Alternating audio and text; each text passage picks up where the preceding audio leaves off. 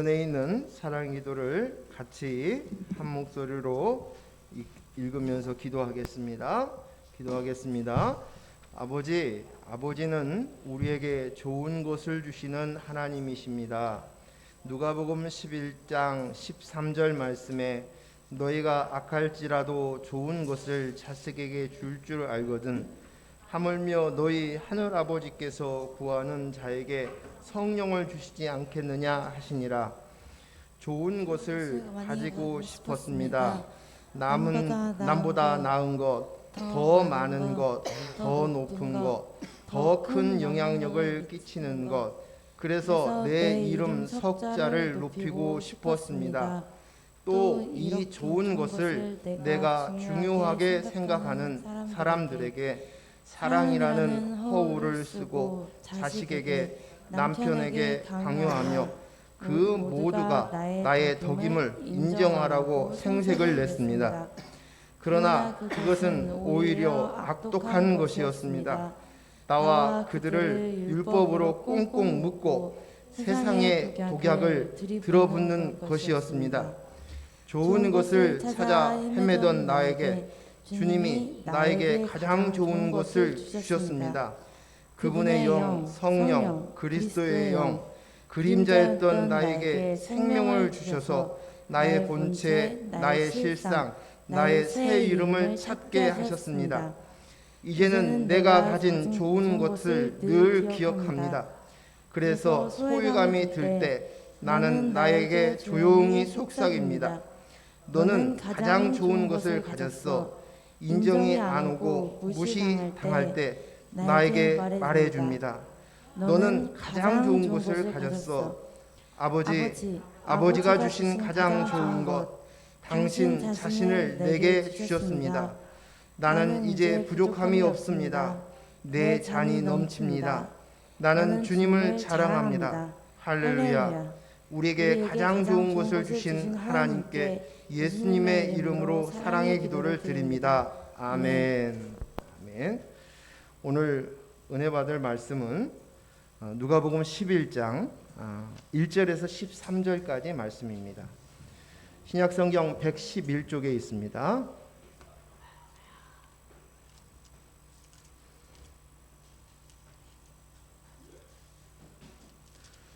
누가복음 11장 1절에서 13절까지 말씀입니다.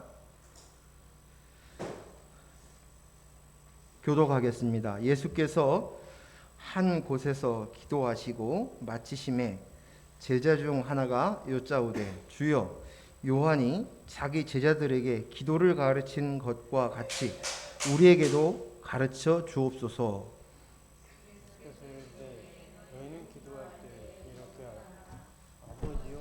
이름이 거룩히 여김을 받으시오며 나라가 임하시오며 우리에게 날마다 일용할 양식을 주시옵고 우리가 우리에게 죄 지은 모든 사람을 용서하오니 우리 죄도 사하여 주시옵고 우리를 시험에 들게 하지 마시옵소서 하라. 또 이르시되 너희 중에 누가 벗이 있는데 밤중에 그에게 가서 말하기를 벗이여 떡 세 덩이를 내게 구워 달라. 내 벗이 여행 중에 내게 왔으나 내가 먹일 것이 없노라 하면 그가 안에서 대답하여 이르되 나를 괴롭게 하지 말라. 문이 이미 닫혔고 아이들이 나와 함께 침실에 누웠으니 일어나 내게 줄 수가 없노라 하겠느냐?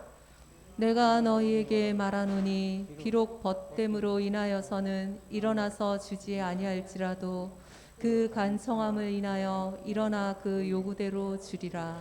내가 또 너희에게 이르노니 구하라 그리하면 너희에게 주실 것이요 찾으라 그러면 찾아낼 것이요 문을 두드리라 그러면 너희에게 열릴 것이니 구하는 이마다 받을 것이요 찾는 이는 찾아낼 것이요 두드리는 이에게는 열릴 것이니라. 너희 중에 아버지 된 자로서 누가 아들의 생선을 달라 하는데 생선 대신에 뱀을 주며 알을 달라 하는데 정갈을 주겠느냐.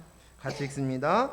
너희가 악할지라도 좋은 것을 자식에게 줄 줄 알거든 하물며 너희 하늘 아버지께서 구하는 자에게 성령을 주시지 않겠느냐 하시니라. 아멘. 오늘은 우리가 드릴 기도라는 제목을 가지고 말씀을 나누겠습니다. 지난주에 말씀에 우리가 광야에 대한 이야기들을 하였습니다. 저는 이 광야를 하나님께서 우리에게 허락하셨다, 우리의 인생이 광야다라는 말씀들을 나누었습니다. 그런데 왜 하나님이 꼭 광야이어야 되느냐는 거죠. 하나님이 양육하시는 방법들은 다양할 수 있는데 왜 광야로 이끄셨을까? 광야는 먼지와 모래만 흩어져 있는 아무것도 없는 곳입니다. 광야는 오아시스를 만나지 못하면 죽을 수밖에 없는 곳입니다. 광야에는 모든 이들이 다 평등합니다. 돈도 명예도 권세도 배경도 외모도 필요 없습니다. 하늘에서 만나가 없으면, 만나가 오지 않으면 살 수 없습니다. 반석에서 물이 쏟아지지 않으면 살 수 없습니다. 발음이 정확하지 않아요? 네, 그래요. 대적들이 틈만 나면 공격하는 곳입니다. 그래서 그곳에는 바다의 해적처럼 산적들이, 광야의 도적대들이 많은 곳입니다. 그곳에서 하나님의 보호하심이 없으면 살 수 없는 곳입니다. 뜨거운 태양 아래서 하나님의 구름 기둥이 없으면 살 수 없고, 한밤에 차가운 그 밤을 지낼 수 있는 건 불기둥이 없이는 살 수 없는 것입니다. 그래서 광야는 하나님의 은혜가 아니면 살 수 없는 곳입니다. 광야는 하나님만 붙어야만 된다는 사실들을 우리에게 가르쳐 주시는 곳입니다. 광야는 하나님의 공급하심이 없이는 살 수 없는 곳입니다. 그가 먹는 만나도 또 반석 위에 물이 쏟아짐도 모두 다 너는 하늘에서 베푸신, 하나님이 베푸신 은혜가 아니면 살 수 없다라고 가르쳐 주는 것입니다. 또 광야는, 그곳은 한 번도 가보지 못한 길을 갑니다. 이스라엘 백성들이 40년 동안 광야를 걸어갔던 그 길이지만, 그 광야의 40년 동안 하나님의 인도하심이 없이, 구름 기둥의 인도하심이 없으면 곧 망할 수밖에 없습니다. 그래서 광야는 인생과 같습니다. 그 광야에서 우리는 하나님과 1대1 대면하게 하십니다. 그리고 가르치십니다. 넌 하나님의 영, 성령이 아니면 죽을 수밖에 없어. 오직 하나님께만 집중해야 된다고 말씀하십니다. 하늘에 하나님의 임재, 성령의 상징인 구름 기둥만을 보아야 그곳에서 유일하게 살 수 있습니다. 그래서 광야는 하나님의 음성을 듣는 곳이고, 광야는 하나님을 알아가는 영생의 삶으로 우리를 이끄는 장소인 것입니다. 우리는 자각해야 합니다. 뭘 자각해야 되냐? 그것은 하나님의 영, 성령, 그리스도의 영이 있어야만 우리가 생명이 있는 자인 것이고, 또 영생의 삶을 살 수 있다는 것을 우리가 인식해야 합니다. 각성해야 합니다. 자각해야 합니다. 이것을 새겨듣게 하기 위해서 하나님께서는 우리의 인생의 광야로 우리를 이끄시는 것입니다. 돈으로도, 명예로도, 건강으로도, 배경으로도, 외모로도 안 됩니다. 내가 소유로 삼았던 것, 내 자신을 증명하기 위해서 쌓아두었던 그 소유로는 아무것도 증명할 수 없습니다. 우리의 증명은 오직 내 안에 그리스도의 영뿐입니다. 오늘 본문의 말씀은 광야로 가는 우리의 인생이, 우리가 무엇을 하나님께 구해야 되고, 하나님께서 광야의 인생 가운데서 하나님께서 간섭하지 않으시면 우리는 죽을 수밖에 없는 존재인 것들을 예수님께서 예화를 통해서 너희가 마땅히 드릴 기도가 이것이다 라고 이야기하고 있습니다. 오늘 누가복음 11장에서 2절에서 4절까지는 우리가 잘 알고 있듯이 주기도문입니다. 그리고 5절 이하의 13절까지는 이 주기도문에 제자들이 세례 요한처럼 우리에게도 기도를 가르쳐 주세요 라고 얘기했을 때 가르쳐 주었던 그 주기도문을 설명하기 위해서 예화로 보여주신 말씀이 오늘 5절 이하의 말씀입니다. 전에는 이 두 이야기가 따로인 것으로 생각했습니다. 그리고 이것이 한 이야기인 줄 알지 못했습니다. 그런데 이제 그 이야기가 5절 이하가 주기도문을 설명하기 위해서 예수님께서 예시로 해주신 말씀이었구나라는 것을 알게 되었고, 주기도문을 어떻게 요해야 되는가, 주기도문은 무엇을 가르치시기 위해서 하나님께서 주신 기도인가를 알 수 있게 되어졌습니다. 먼저 5절 이하에 보니까 어떤 내용이냐면, 어떤 사람에게 밤중에 벗이 찾아왔습니다. 친구가 찾아왔습니다. 그런데 그 친구에게 먹일 음식이 없는 거예요. 떡이 없어서요. 그래서 그 친구의 새로운 그 친구를 찾아갑니다. 찾아간 그 친구에게 찾아가서 한밤중에 문을 두드립니다. 그리고 떡 3덩어리를 달라. 내 친구가 여행에서 왔는데 먹을 것이 없다 라고 이야기하는 장면이 오늘 이야기입니다. 여기에서 이 본문의 주인공이 찾아간 사람, 그 벗은 누구이겠습니까? 바로 예수님입니다. 떡 3덩어리를 줄 수 있는 사람은 예수님, 그 벗, 우리의 친구 예수님을 이야기하는 것입니다. 오늘 이 친구에게 한밤중에 찾아온 여행 중에 찾아왔다. 그래서 그 사람에게 먹여줄 떡을 위해서 지금 예수님 그 친구에게 찾아가서 떡 3덩어리를 달라라고 얘기했을 때, 이것을 우리가 우리의 현실하고 비교하면 이해하기가 조금 어렵습니다. 즉 다시 말해서 이스라엘 백성들이 살고 있는 배경을 생각해야만 이 말씀이 이해가 쉽습니다. 무슨 얘기냐면, 오늘 이들이 떡 3덩어리를 꼭 그 밤에 찾아가서 구할 수밖에 없었던 것은 지금 여행하다가 찾아온 그 친구의 생명과 관계되는 문제입니다. 여행을 했다라고 하는 것은 지금처럼 차를 가지고 움직이는 것도 아니고 광야를 걸어서 지금 친구에게 찾아온 것이에요. 그 친구를 찾아왔다는 것은 마치 사막에서 오아시스를 찾은 것과 마찬가지예요.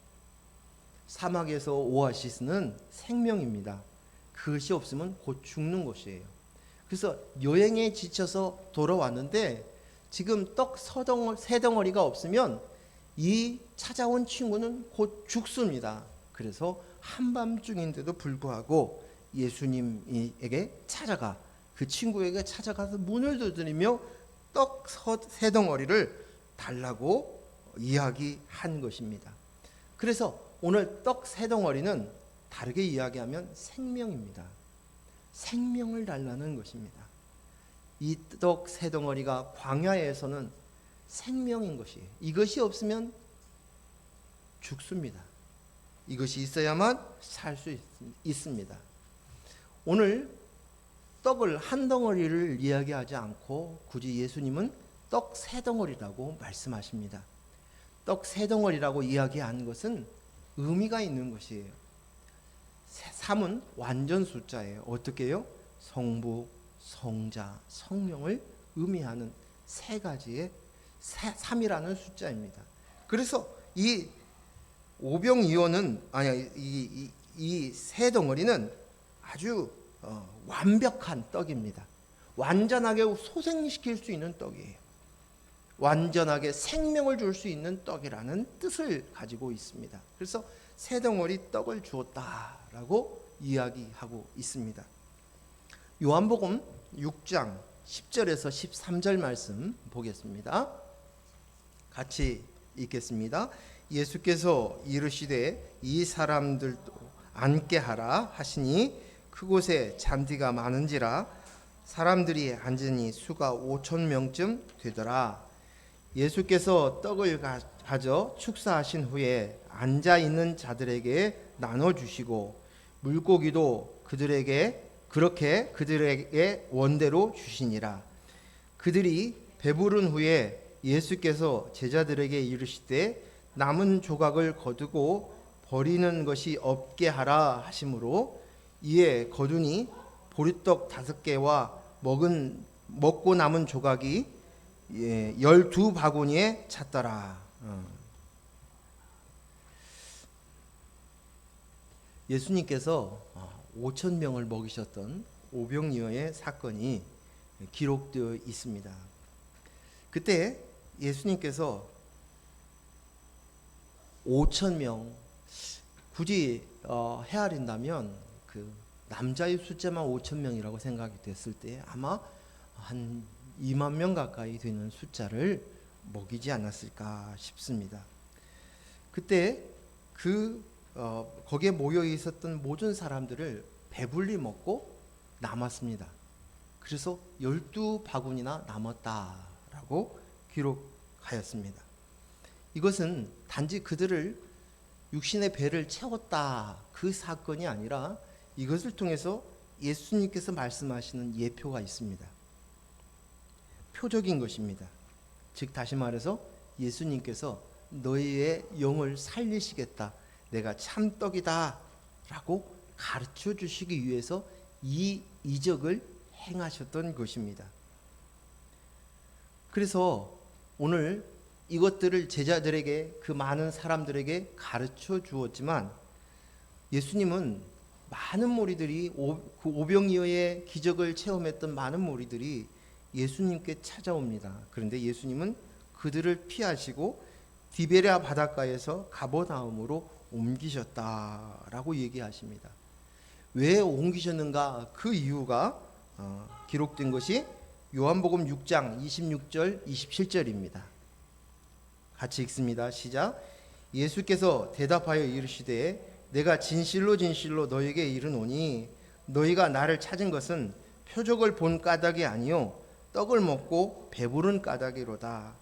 썩을 양식을 위하여 일하지 말고 영생하도록 있는 양식을 위하여 하라.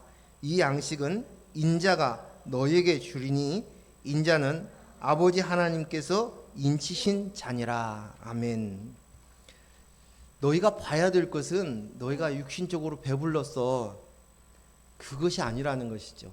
예수님이 이 땅에 오신 것은 우리를 위해서 우리가 배부르게 되어지는 것, 풍요로워지는 것, 잘 사는 것, 이 땅에서 인생을 잘 사는 것, 잘 나가는 것, 성공하는 것, 그것을 목적으로 온 것이 아니라 너의 영혼을 살리기 위함이었다. 즉 다시 말해서 영생을 주기 위함이다라는 것을 깨달아야 된다라고 말씀하십니다. 오늘 예수님께서 당신을 인자라고 얘기합니다. 사람의 아들 인자 예수님이십니다. 그 예수님께서 이 양식을 주시겠다는 것이에요. 어떻게 주십니까? 십자가에 못 박혀 죽으시고 그리고 우리의 죄값을 치르시고 예수님의 영인 그리스도의 영을 우리에게 주심으로 인해서 우리의 영이 살아나는 거죠. 우리가 생명을 얻는 자가 되는 것이에요. 그래서 우리가 죽지 않는 영원한 참떡은 예수 그리스도께서 주셨던 그리스도의 영임을 우리는 단박에 알아들어야 될 줄로 믿습니다. 요한복음 6장 35절 읽습니다. 시작. 예수께서 이르시되 나는 생명의 떡이니 내게 오는 자는 결코 줄이지 아니할 터이요 나를 믿는 자는 영원히 목마르지 아니하리라. 예수님께 목마르지 않는 물을 달라고 이야기했던 사마리아 여인, 그에게 주었던 예수님이 약속하셨던 영원히 목마르지 않는 생수의 강, 그거 예수님이 주시겠다는 것이에요. 그가 바로 예수님이라는 것입니다. 여기에서 벗에게 세 개 세 덩어리의 떡 덩어리 주십시오. 이 말은 육신의 배를 채우기 위해서 살아날 수 있도록 해주십시오. 여기에 한해서 이야기하는 것이 아니라 영생을 주는 떡, 생명을 주는 떡, 영혼을 소생시키는 그 떡을 이야기하고 있는 것입니다. 그리고 이것은 오직 예수 그리스도뿐입니다. 예수 그리스도의 십자가로 주시는 영을 살리시는 그리스도의 영 성령입니다. 좋은 벗이신 예수님은 친구의 간청에 떡을 내줍니다. 이때 친구가 예수님께 했었던 그 기도가 무슨 기도냐? 강청기도입니다. 강청기도. 강청기도는 내가 원하는 것을 반드시 얻을 때까지, 죽기 살기로 받을 때까지 끝까지 기도하는 것이 강청기도라고 생각하는데, 이 강청기도는 그런 기도가 아니라 강청기도는 오직 하나님만이 나에게 주실 수 있는 것, 그게 무엇입니까? 생명입니다. 생명. 이것이 없으면 죽습니다. 그래서 하나님 앞에 생명을 구하는 기도가 강청기도입니다. 우리가 알고 있는 그 강청기도, 내 인본을 위해서, 내 인생을 위해서 끝까지 기도하라, 응답하시까지 기도하라, 그렇게 배웠던 그 기도가 아니라는 사실을 우리는 알아야 합니다. 하나님께서 우리에게 인생을 위해서 기도하라고 가르쳐 주시지 않아요. 생명을 위해서 기도하라는 거예요. 예수 그리스도께 구하라는 것이에요. 그것은 떡 세 덩어리를 위해서 기도하라고 말씀하십니다. 하나님, 떡 세 덩어리 주세요. 이것 없으면 죽어요. 생명 주세요. 살려주세요. 제발 살려주세요. 이 기도가 강청기도입니다. 오늘 이 강청기도는 우리 모두에게 필요합니다. 우리가 해야 될 유일한 기도가 바로 이 강청기도인 것을 이야기합니다. 그래서 이 강청기도를 설명하기 위해서 오늘 문을 두드리라, 구하라, 찾으라, 문을 두드리라 라고 말씀하십니다. 그런데 오늘 우리가 이 말씀을 굉장히 좋아하잖아요. 기도할 때 구하라, 찾으라, 문을 두드리라, 그리하면 주실 것이다, 찾을 것이다, 그렇게 말씀하고 있어요. 그때 이 말씀을 가지고 이야기하고 있는 인본으로 해석하는데, 이 기도는 바로 너희가 꼭 해야 될, 끝까지 기도해야 될 그거, 생명의 문제이기 때문에, 그 생명은 하나님만이 주실 수 있는 그것이기 때문에 기도해야 된다는 것이에요. 그래서 이것을 우리가 결론을 아는 우리들은 뭐예요? 그리스도의 영 주세요. 내가 예수 그리스도의 십자가로 인해서 예수님과 함께 죽었습니다. 이제 내가 없고 그리스도의 영이 내게 와서 주인 되어주세요, 머리 되어주세요 하고 기도하는 것이에요.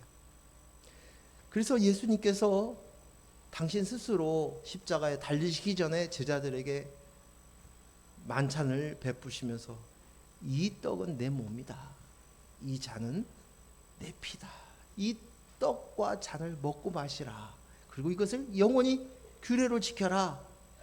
오직 그 생명을 얻을 수 있는 것, 생명의 떡은 바로 예수님을 통해서만 얻을 수 있다는 것입니다. 그리고 우리는 그것을 기억해서 그 생명의 떡, 예수 그리스도의 보혈의 피값으로 얻어진 그것, 그리스도의 영, 하나님의 DNA를 우리가 받아야 된다는 것입니다. 그러면서 이야기합니다. 어느 아비가, 악한 아비도 생선을 달라고 할 때 뱀을 주지 않는다. 하물며 하나님 아버지께서 너희를 창조하시고 독생자 예수 그리스도를 보내기까지 하신 그 하나님께서, 아버지인 그 하나님께서 너희가 생명을 달라고 기도할 때 그것을 주시지 않겠느냐라고 말씀하시는 것입니다. 그래서 이 이야기의 결론이 13절의 말씀입니다. 같이 읽습니다. 시작. 너희가 악할지라도 좋은 것을 자식에게 줄 알거든 하물며 너희 하늘 아버지께서 구하는 자에게 성령을 주시지 않겠느냐 하시니라. 아멘. 이것이 예수님이 주시고자 하시는 결론이에요. 즉 다시 말해서 이렇게 떡 세 덩어리 주십시오 하고 강청 기도하는 이거, 구하고 찾고 문을 두드려야 될 그거 바로 성령이라는 거예요. 그리스도의 영, 하나님의 영, 그 성령을 주시겠다고 말씀하시는 거죠. 꼭 줄 테니 너희가 마땅히 드려야 될 그 기도, 그 강청 기도를 드려야 한다라고 말씀하시는 것입니다. 그래서 이 예화를 이렇게 말씀하신 이유를 오늘 주기도문을 통해서 연결을 해서 보겠습니다. 바로 주기도문을 설명해 놓은 것이니까 2절 말씀 읽습니다. 시작. 예수께서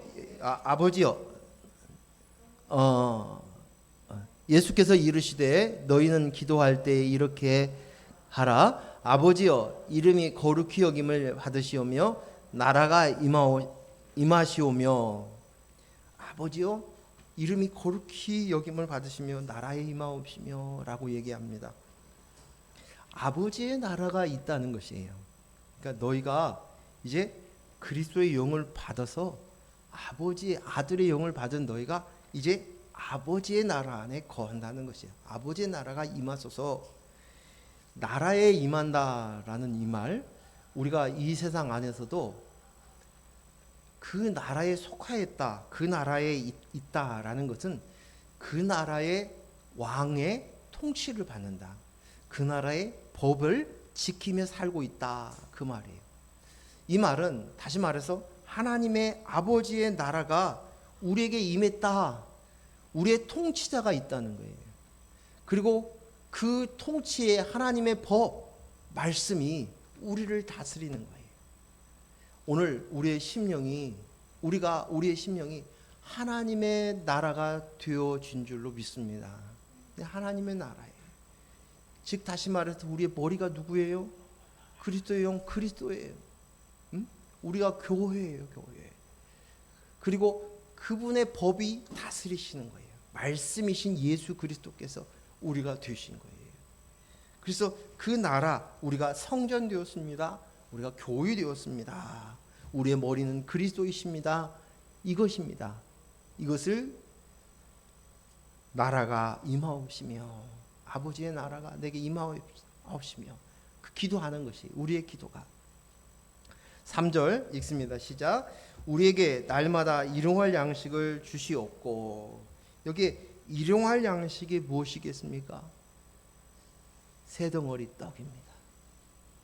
예수 그리스도이십니다. 생명을 주시는 그 떡을 우리가 먹습니다. 매일매일.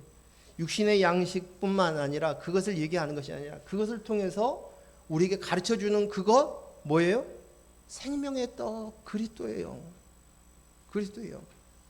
이것을 매일매일 확인하는 것이에요. 내가 생명을 주시는 그 떡을 먹습니다. 이 말은 매일 확인하는 거예요. 뭐예요? 내 속에 생명이신 그리스도의 영이 계십니다. 그분이 머리이십니다. 그리스도의 영이 나입니다. 이 고백이에요. 이 고백을 하는 기도를 하라는 것이에요. 일용할 양식을 주옵시고. 4절 말씀 읽습니다. 시작. 우리가 우리에게 죄 지은 모든 사람을 용서하오니 우리 죄도 사하여 주시옵고 우리는 시험에 들게 하지 마시옵소서 하라. 아멘. 죄가 무엇입니까? 죄가 비어 있는 거예요. 성령이 없는 거예요. 그리스도의 영이 없는 거예요. 그래서 빈 그릇이 바로 죄예요. 죄. 그런 사람이 바로 죄인이에요. 그런데 내가 이제 죄에서 사함을 받았어요. 어떻게 됐다는 거예요? 내 속에 누가 있다고요? 그리스도의 영이 있다고요. 그리스도의 영이 나 안에 있어요. 성령이 내 안에 있어요. 그리스도가 있어요. 그래서 내가 죄에서 용서함 받았어요. 사함을 받았어요. 라고 얘기하는 것이에요. 그러면서 시험에 들지 말라고 하는데 그 시험은 뭘까요? 무슨 시험일까요? 무슨 시험? 그리스도의 영으로 나입니다를 깜빡 잊어버리고 인본으로 내가 나야 하고 살아가는 그것이, 그러한 일이 일어나지 않고 오직 내 안에 그리스도의 영인 나입니다로만 살 수 있도록 인도해 주세요. 그 기도예요. 시험에 들지 말게 하옵소서. 우리는 틈만 나면 또다시 이 세상 가운데 살고 있기 때문에 인본으로 살아가고 있는 사람들의 생각, 사고방식, 가치관들이, 그리고 우리가 본래부터 그 속에서 살아왔고 익숙하고 잘 알기 때문에 설명하지 않아도 그냥 인본으로 들어가는 거예요. 내가 나야 하고 싶고 내 이름 석자, 내 나라를 살고 싶은데 이제 내가 아버지 나라에 산 백성입니다. 아버지 나라에 있습니다. 속해 있습니다. 이것을 아는 그리스도 영이 나입니다로 계속 살아갈 수 있도록 허락해 주세요. 우리가 육신을 위해서 무엇을 먹을까, 무엇을 마실까 하는 마음들의 염려가 올라올 때가 있어요. 염려. 그 염려는 뭐냐? 내가 지금 두 나라에 살고 있다는 증거예요. 그래서 왔다 갔다 하는 거예요. 응? 우리는 염려하는 자가 아닙니다. 만약 우리의 필요가 있다면 그것을 하나님께 올려 구하면 됩니다. 하나님은 우리의 필요를 아십니다. 그분은 우리의 아버지시기 때문입니다. 근데 그 하나님을 놓쳤을 때, 자꾸만 하나님이 공급해 주신 그 하나님을 놓쳤을 때 우리는 또 이 땅에서 우리의 필요를 구해요. 그래서 이거 없으면 나 망할 것 같아요. 이거 없어서 내가 불행해요. 이것 때문에 내가 너무 힘들어요. 너무 속상해요. 내가 마음에 상처를 받았어요. 내가 공허해요. 자꾸만 이곳으로 흘러가는 거예요. 그래서 내 인생을 염려하는 거예요. 근심하는 거예요. 그럴 때 오늘 우리의 필요를 채우시는 그 하나님 앞에 기도하는 거예요. 나는 그리스도의 영으로 납니다. 아들의 영, 아버지, 나는 아들의 영, 하나님의 아버지이신 것을 압니다. 이것을 알았을 때 하나님께서 우리의 필요를 채워가시는 줄로 믿습니다. 그리스도의 영이 납니다가 아버지가 구할 때 하물며 우리가 어떤 것도 하나님께서 채워주시지 않겠습니까? 우리 모두 간구와 기도는 생명 주신 그리스도의 영입니다 라고 들어갈 수 있어야 되는 것이에요. 그러면 이 모든 것을 더하신다고 말씀하시는 것이에요. 우리에게 주어진 그것들은 내게 정말 필요한 생명이 새 덩어리 떡덩어리구나 가르쳐 주시기 위해서 주시는 것이에요. 그리고 이 땅 안에서 우리의 필요한 것은 그냥 올려드리는 것이에요. 염려하는 것이 아니라 이것 없으면 못 살아요 하고 내 인생을 싸매고 또다시 내 나라를 싸매고 사는 인생이 아니라 나는 하나님의 나라예요. 하나님 나라에 속해 있지요. 그리스도의 영이 납니다. 아버지시지요. 그렇게 되어질 때 내 자녀의 문제, 내 사건의 문제, 모든 문제들도 그냥 하나님께 올리는 문제지 염려와 근심의 문제가 될 필요가 없는 거예요. 자, 하나님께서는 우리를 광야의 길로 이끄십니다. 이끄시면서 우리에게 정말 가르쳐 주시고자 하시는 것이 있어요. 그것이 무엇이냐? 하나님께서 내가 너를 개입해야만 너는 살 수 있어. 하나님의 개입하심, 그것들을 가르쳐주는 장면이 있습니다. 그것은 이스라엘 백성들이, 온 회중들이 떠나갈 때마다 항상 그 200만 명에 되는 이스라엘 백성들이 떠날 때마다 먼저 하는 일이 뭐냐면 떠나기 전에 나팔을 불게 하십니다. 은나팔을 불게 하셔요. 그래서 그 은나팔 소리에 따라서 이스라엘 백성들이 모두 다 그 신호에 따라서 일사불란하게 움직이면서 광야를 행진하며 갑니다. 어디까지요? 약속의 땅, 가나안 땅까지 인도하십니다. 그 장면이 민수기 10장 1절 2절 말씀 한번 보겠습니다. 민수기 10장 1절 2절 같이 읽습니다. 여호와께서 모세에게 말씀하여 이르시되 은나팔 둘을 만들되 두들겨 만들어서 그것으로 회중을 소집하며 진영을 출발하게 할지어다. 8절에서 10절도 읽겠습니다. 시작. 그 나팔은 아론의 자손인 제사장들이 불지니 이는 너희의 대대의 영원한 율례니라. 또 너희 땅에서 너희가 자기를 압박하는 대적을 치러 나갈 때에는 나팔을 크게 불지니 그리하면 너희 하나님 여호와가 너희를 기억하고 너희를 너희 대적에게서 구원하시리라. 또 너희의 희락의 날과 너희의 정한 절기와 초하루에는 번제물을 드리고 화목제물을 드리며 나팔을 불라. 그로 말미암아 너희의 하나님이 너희를 기억하시리라. 나는 너희의 하나님 여호와니라. 아멘. 오늘 하나님께서 이스라엘 백성들이 광야의 길을 출발할 때 은나팔로 이제 은나팔을 부르라고 얘기합니다. 그런데 이 은나팔을 어떻게 만드냐 그랬더니 은을 두들겨서 한 가지로 두들겨서 만들라고 이야기하고 있습니다. 근데 이 장면, 은을 두들겨서 만드는, 하나로 한 몸으로 이렇게 두들겨서 이렇게 만들라는 이 말은 똑같이 이 방법으로 만들려고 하는 곳이 있습니다. 뭔지 아세요? 성전에서 사용되는 것 중에. 응? 그렇습니다. 맞아요. 출애굽기 25장 31절 말씀 같이 읽습니다. 너는 순금으로 등잔대를 쳐 만들되 그 밑판과 줄기와 잔과 꽃받침과 꽃을 한 덩어리로 연결하고. 즉 다시 말해서 촛대가 몇 개가 있냐면 7개예요. 7개. 가운데에 있어서 양쪽에 3개씩 해서 7개 있습니다. 그 떡상 바로 맞은편에 있는 것이 금촛대예요. 근데 이 금촛대를 만들 때 이렇게 부품을 하나씩 해가지고 붙이는 것이 아니라 한 덩어리를 가지고 두들겨 가지고 그 모양을 만들으라는 거예요. 예. 보통 장인이 아니면 만들 수 없죠. 그렇죠? 그렇게 만드는데 오늘 은나팔도 똑같이 재질이 금이고 여기는 은일 뿐이지 똑같이 그 방법으로 만들라라고 얘기합니다. 근데 오늘 그 금촛대는 뭐냐? 금촛대는 뭘 상징해요? 금촛대는 교회를 상징하는 거예요. 7교회. 그것이 7교회의 그 계시록 1장 20절 말씀 보겠습니다. 시작. 내가 본 것은 내 오른손의 7별의 비밀과 또 7 금촛대라. 7별은 7교회의 사자요 7 촛대는 7 교인이라. 아멘.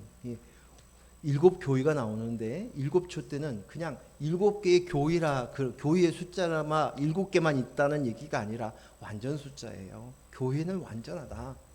예수 그리스도의 보혈로 되어진 완전한 교회를 얘기하는 거예요. 그래서 이 촛대는 바로 이제 예수 그리스도로 말미암아 세워질 교회를 상징하는 것이 바로 금촛대입니다.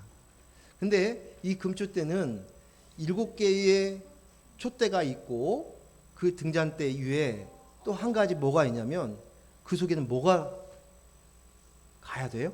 그 속에 기름이 있어야 돼요. 그래서 항상 기름을 쳐놓으면 불이 켜져 있어요, 안 켜져 있어요? 켜져 있는 거죠. 기름은 뭘 상징합니까? 성령이죠. 그리스도의 영입니다. 즉 다시 말해서 우리가 성전인 우리들이 그리스도의 영이 내 안에 거할 때, 거한 이들, 그리스도의 영이 내 안에 거해 있는 기름, 성령이 있는 이들, 그들을 부른 모임이 뭐예요? 교회예요. 부르심을 받은 자들의 모임이 교회인 거예요. 그러니까 오늘 그리스도의 영 그 안에 있는 그것으로 세워진 한 입으로 한 기름을 통해서 다 연결이 되어져서 그리스도의 영이 납니다로 세워진 교회를 이야기하는 것이. 근데 이와 똑같이 오늘 나팔을 부는데, 나팔을 만드는데 똑같이 하나로 쭉 만들었어요. 뜯어서 붙여가지고 여기에 붙이고 저기에 붙이고 이렇게 만든 게 아니라 한 통으로 만들었어요. 그러고 난 다음에 오늘 이것을 부는 사람이 누구입니까? 누구예요? 폐활량이 많은 사람? 음악적인 감각이 좀 뛰어난 사람? 아니면 군대의 장군이? 군대가? 아니죠. 어떤 사람을 시킵니까? 제사장입니다. 그리고 제사장이라는 이야기를 하면서 붙이기를 영원한 규례라는 거예요. 이건 변해서는 안 된다는 것입니다. 그 제사장은 누구입니까? 누구를 상징합니까? 예수님이십니다. 대제사장이 예수님이십니다. 예수님의 입김이 들어가서 불려지는 소리인 거예요. 그 소리를 통해서 구원하신다는 것이에요. 이 입김은 하나님께서 창조하실 때 다 만드시고 하나님의 형상과 모양대로 만드시고 그 코에 생기를 불어넣으신 것처럼 그렇게 하신다는 거예요. 오늘 그리스도의 영으로 불어서 너희를 살리겠다는 거예요. 나팔. 그 나팔 소리를 보여주신 것입니다. 이 장면에 이 마태복음 24장 31절 말씀 같이 읽습니다. 시작. 그가 큰 나팔 소리와 함께 천사들을 보내리니 그들이 그의 택하신 자들을 하늘 이 끝에서 저 끝까지 사방에서 모으리라. 주님께서 재림하실 때 우리를 구원하시는 방법이 어떻게 무슨 소리가 나요? 나팔을. 하나님의 생계의 영을 불어서 그리스도의 영을 부른 자, 그 소리를 그리스도의 영을 받은 자들, 그들만이 이제 사방에서 불러 모아 살린다는 그 말씀입니다. 또 고린도전서 15장하고 52절 그리고 계시록은 읽지 않지만 8장 9장에서 똑같은 말씀들이 나옵니다. 또 읽습니다. 시작. 마지막 때에 고린도전서 15장 52절 15장 52절 먼저 읽겠습니다. 시작. 나팔 소리가 나매 죽은 자들이 썩지 아니할 것으로 다시 살아나고 우리도 변화되리라. 45절 시작. 기록된 바 첫사람 아담은 생명이 되었과 같이 마지막 아담은 살려주는 영이 되었나니. 오늘 마지막 아담이 누구예요? 예수 그리스도. 그것으로 인해서 어떻게 되었어요? 살려주는 영이라는 거예요. 우리의 영을 살리시는 거예요. 아담은 첫 번째 아담은 그때 생기를 부어서 받았던 생명을 얻었던 그런 것처럼 오늘 마지막 아담인 예수님으로 통해서 우리가 살리는 영을 갖게 돼서 살아나는 거죠. 오늘 우리에게 일어날 일이에요. 그래서 은나팔은 하나님의 계획하심이에요. 어떻게? 예수 그리스도를 통해서 내가 너희를 살릴 거야. 그것들을 광야에 행진하는 그들에게 먼저 가르쳐 줍니다. 광야에서는 반드시 이 은나팔 소리를 들어야 합니다. 듣지 못하면 어떻게 돼요? 죽는 거예요. 그 공동체에서 떨어지게 되는 거예요. 그 소리를 못 듣고 내 인생을 살고 있으면 그 나팔 소리를 듣지 못하면 광야에서는 곧 죽음입니다. 추위와 더위와 그 맹수들과 그들의 대적에 의해서 그들은 죽을 수밖에 없습니다. 오직 은나팔 소리는 하나님이 개입하신다. 내가 너를 살린다. 살려주는 영을 주어주신다는 것이에요. 그래서 그 개입으로 우리가 살아나는 것입니다.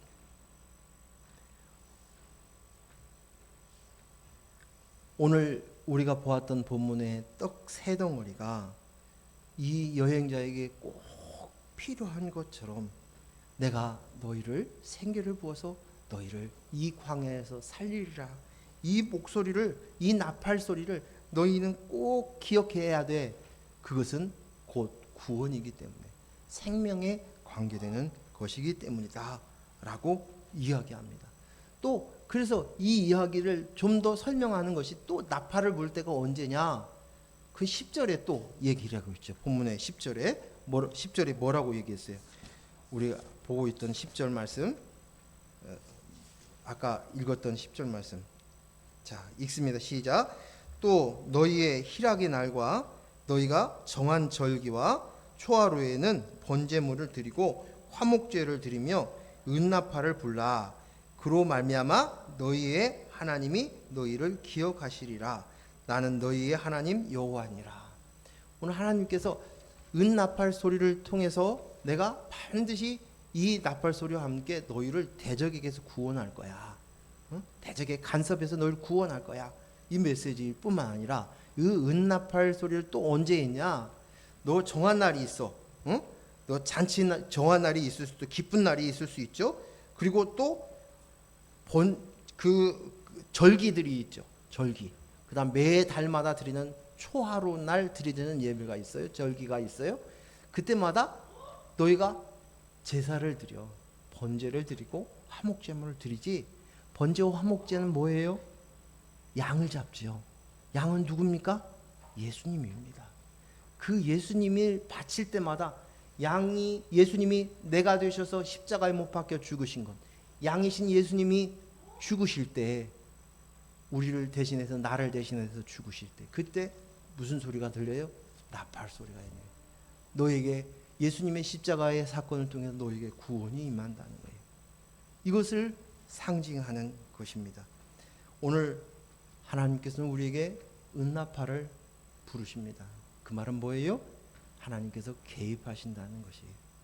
오늘 이 은나팔 소리를 우리는 귀 기울여야 돼요. 그리고 마땅히 우리가 기도해야 될 것, 매 순간순간마다, 아, 나는 그리스도 영으로 나지요. 그리스도 영으로 나지요. 떡 세 덩어리로 있어야 제가 삽니다. 내 형제에게 떡 세 덩어리가 필요합니다. 이 기도를 우리가 기도해야 되는 거예요. 이것이 우리가 해야 될 참 기도예요. 마땅히 드려야 될 기도입니다. 그리고 하나님께서 약속하셨어요. 내가 너희로 개입하리라. 그리고 나팔을 부르십니다. 내가 너희를 구원하리라.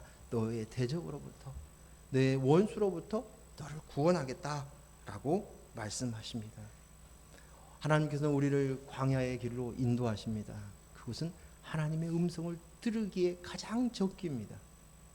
이 세상 소리가 멈춥니다. 왜요? 생명의 문제 앞에서는 이 세상 소리가 그치게 됩니다. 오직 그 일에만 집중하게 되기 때문입니다. 그래서 광야는 고요합니다. 누구의 음성을 들을 수 있게? 하나님의 음성을 들을 수 있게. 우리가 이 땅 안에서 끊임없이 세상의 소리로, 시끄러운 소리로 하나님께 귀 기울이지 못하게 하실 때, 오히려 우리를 광야로 하나님 이끄셔서 그곳에서 하나님의 음성을, 나팔 소리를 듣도록 하십니다. 그리고 그 광야에서 내가 너희를 구원하리라. 그리스도의 영을 너희에 부어서 살리리라 라고 말씀하십니다. 오늘 우리는 이 광야의 삶 속에서 끊임없이 하나님께 드리는 이 기도를 드릴 수, 마땅히 드려야 될 기도, 생명의 기도를 하나님께 드려야 될 줄로 믿습니다. 기도합니다. 하나님 아버지, 감사합니다. 오늘 주신 말씀들을 다시 한번 곱씹어서 마땅히 우리가 드려야 될 기도, 내가 무엇을 먹을까, 무엇을 마실까, 무엇을 입을까를 위해서 기도하는 것이 아니라, 내가 그리스도의 영이 필요합니다. 그리스도의 영이 바로 나입니다를 고백할 수 있도록 인도하시는 줄로 믿습니다. 이것을 위해서 매일매일 구하고 간구할 수 있는 저희들 되게 하여 주시옵소서. 인본으로 자꾸만 잊어버렸을 때, 흔들릴 때마다 예수님께서 가르쳐 주신 주기도문을 외우며 이 기도가 바로 생명의 기도인 것을 알게 하여 주시옵기를 원합니다. 내 인생을 복되고 잘되고 찬란하게 위해서 예수님이 이 땅에 오신 것이 아닙니다. 내 인생을 위해서 오신 것이 아니라 나의 생명을 구원하기 위해서 오셨다는 사실, 그것이 예수님의 목적인 것을 우리가 깨닫게 하여 주시옵소서. 예수님 이름으로 기도했습니다. 아멘. 찬송가 180장 찬양하면서 준비한